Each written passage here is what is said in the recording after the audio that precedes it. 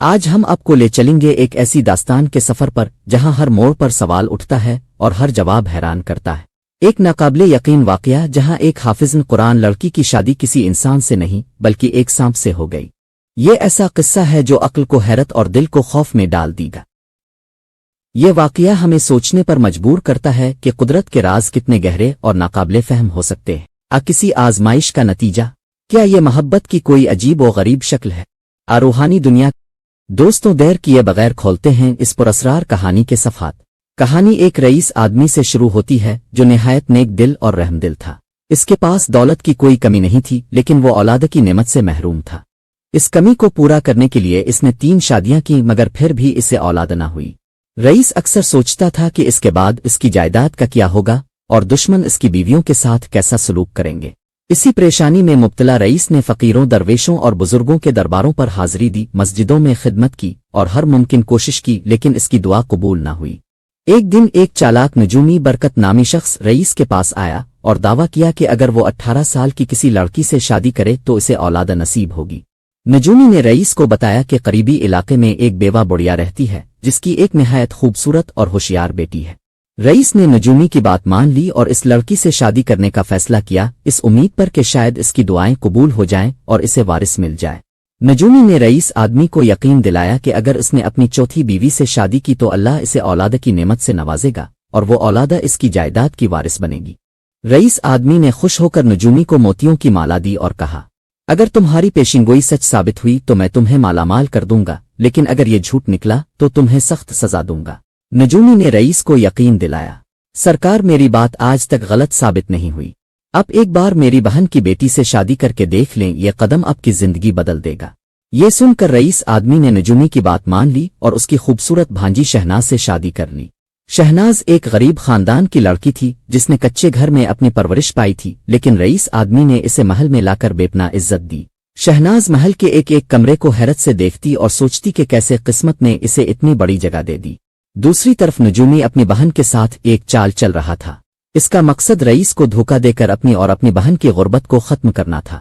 نجومی نے اپنی بہن سے کہا، تم جلد ہی گاؤں میں یہ خبر پھیلا دو کہ شہناز ماں بننے والی ہے، رئیس آدمی کو یقین ہو جائے گا اور ہم اپنی غربت سے نکل آئیں گے۔ بڑھیا نے گاؤں میں یہ افواہ پھیلا دی کہ شہناز حاملہ ہے اور جلد ہی رئیس آدمی کے خاندان کو وارث دینے والی ہے۔ رئیس یہ سن کر خوش ہوا اور گاؤں کے غریبوں میں صدقہ و خیرات تقسیم کیا۔ نجومی کو بھی رئیس نے انعامات سے نوازا۔ ایک دن رئیس آدمی اپنی بیوی شہناز کو محل کے ایک پرانے حصے میں لے گیا جو ویران تھا اور بڑے بڑے درختوں سے گھرا ہوا تھا۔ وہاں شہناز نے ایک بزرگ کو قرآن کی تلاوت کرتے دیکھا۔ رئیس نے بتایا کہ یہ بزرگ یہاں دن رات عبادت کرتے ہیں اور انہی کی دعاؤں سے یہ جگہ پر سکون ہے۔ شہناز نے درختوں کو دیکھ کر کہا، یہ درخت بہت عجیب لگتے ہیں، کیا ان سے کسی کو خوف نہیں آتا؟ رئیس نے جواب دیا، جو اللہ کی عبادت میں مشغول ہوں انہیں کسی چیز سے ڈر نہیں لگتا۔ یہ بزرگ بھی اللہ کی یاد میں مصروف رہتے ہیں اور دنیا کی چیزوں کی پرواہ نہیں کرتے۔ شہناز ان باتوں کو سن کر کچھ خوفزدہ ہو گئی اور واپس گھر آ گئی۔ شادی کو 2 سال گزر گئے مگر رئیس اور شہناز کے ہاں کوئی اولاد نہ ہوئی۔ رئیس آدمی کو شک ہونے لگا کہ نجومی نے اسے دھوکہ دیا ہے۔ اس نے غصے میں آ کر نجومی کو اپنے محل میں بلوایا اور کہا، تم جھوٹے ہو، تمہاری پیشنگوئی غلط نکلی، اب تمہیں سزا دی جائے گی۔ نجومی نے رئیس کو یقین دلانے کی کوشش کی، سرکار میری بات غلط نہیں ہو سکتی، اب کہ یہاں اسی سال وارث پیدا ہوگا، بس مجھے ایک اور موقع دیں۔ رئیس نے ایک بار پھر نجومی پر بھروسہ کر لیا۔ نجومی نے اپنی بہن سے کہا کہ وہ جھوٹ کو نبھانے کے لیے ہر ممکن کوشش کرے۔ بڑھیا نے نجومی کو خبردار کیا، یہ سب جھوٹ زیادہ دیر نہیں چل سکتا، انجام بہت برا ہوگا۔ لیکن نجومی نے کہا، فکر مت کرو، میں سب کچھ سنبھال لوں گا۔ چند دنوں بعد گاؤں میں یہ مشہور ہو گیا کہ شہناز جلد ہی ایک خوبصورت بیٹے کو جنم دے گی۔ رئیس یہ سن کر بے حد خوش ہوا اور اپنی خوشی میں مزید خیرات کی۔ نجومی نے رئیس آدمی سے کہا کہ اگر آپ کے خاندان کے چشم و چراغ کو اس کی ماں اور نانی کے علاوہ کسی نے دیکھا تو وہ آتو بھوت بن جائے گا، مر جائے گا۔ یہ سن کر رئیس آدمی پریشان ہو گیا۔ نجومی نے مزید کہا کہ جب آپ کا بیٹا 14 سال کا ہو جائے گا تو آپ اس کی شادی کر دیں، لیکن اب بارات میں شریک نہ ہوں۔ شادی کے بعد آپ اپنے بیٹے اور بہو کو ایک ساتھ دیکھ سکیں گے۔ رئیس آدمی نے اپنے نوکروں کو حکم دیا کہ ایک خوبصورت محل تعمیر کیا جائے اور اس کے گرد باغ بنایا جائے تاکہ بچے کی پرورش اچھی ہو۔ شہناز اس کی بیوی کو محل میں بھیجا گیا اور اس کی حفاظت کے لیے اس کی بوڑھی ماں کو مقرر کیا گیا۔ جب بچہ پیدا ہونے کا وقت آیا تو نجومی کی بہن نے ایک نوکر کے ذریعے رئیس آدمی کو خوشخبری دی۔ رئیس آدمی کی خوشی کی انتہا نہ رہی اور اس نے پورے ملک میں جشن منانے کا اعلان کیا۔ مٹھائیاں تقسیم کی گئیں، کھیل تماشے ہوئے اور بہت سوں کی مدد کی گئی۔ رئیس آدمی نے اس کامیابی پر اپنی چالاکی پر فخر کیا اور اپنی بہن اور بھانجی سے کہا، تم لوگ 14 سال تک عیش کی زندگی گزارو، پھر اگر میں زندہ رہا تو تمہیں اپنی زندگی کے بارے میں فیصلہ دوں گا۔ میں اپنی بھانجی سے کچھ نہ کچھ شہر سے منگواتا رہتا تھا اور اس کی ضروریات پوری کرتا تھا۔ اس کی بوڑھی ماں اور وہ کبھی کبھار رئیس آدمی کے محل میں ملنے جاتے تھے اور علی کے بارے میں قصے سناتے تھے، جسے سن کر وہ بیٹے کے بارے میں سوچتا، مگر وہ اپنے بیٹے علی کو نہیں دیکھ سکتا تھا۔ 14 سال گزرنے پر رئیس آدمی نے نجومی سے بیٹے کی شادی کے بارے میں پوچھا۔ نجومی نے کہا کہ وہ کسی لڑکی سے بھی شادی کر سکتا ہے، لیکن رئیس آدمی نے اللہ والے بزرگ سے مشورہ کرنے کا فیصلہ کیا۔ اللہ والے بزرگ نے کہا کہ آپ کو بیٹے کے لیے ایسی لڑکی منتخب کرنی چاہیے جو حافظ قرآن اور پرہیزگار ہو۔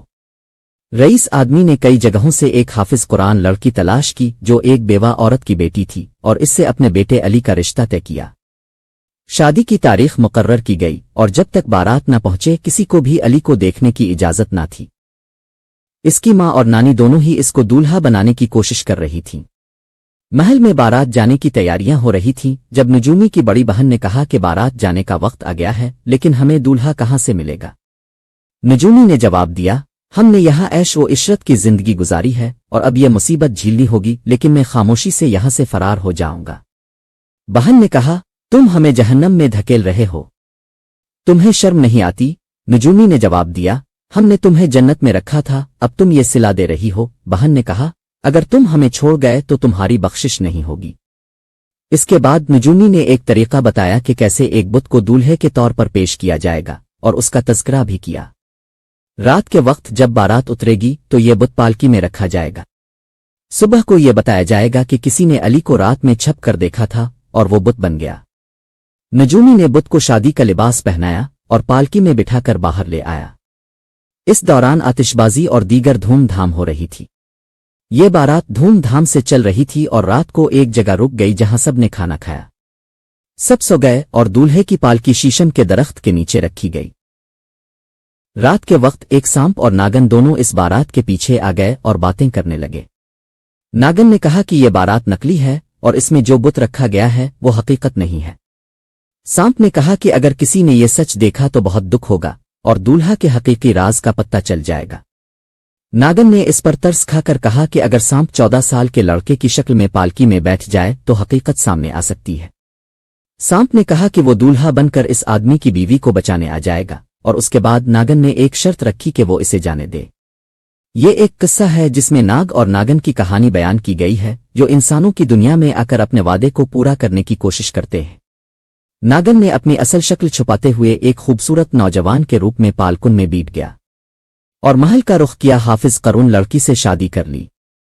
کچھ عرصہ بعد لڑکی نے محسوس کیا کہ اس کا شوہر اکثر رات کے وقت غائب ہو جاتا ہے اور عجیب حرکتیں کرتا ہے۔ ایک دن اس نے چھپ کر دیکھا تو حقیقت سامنے آئی۔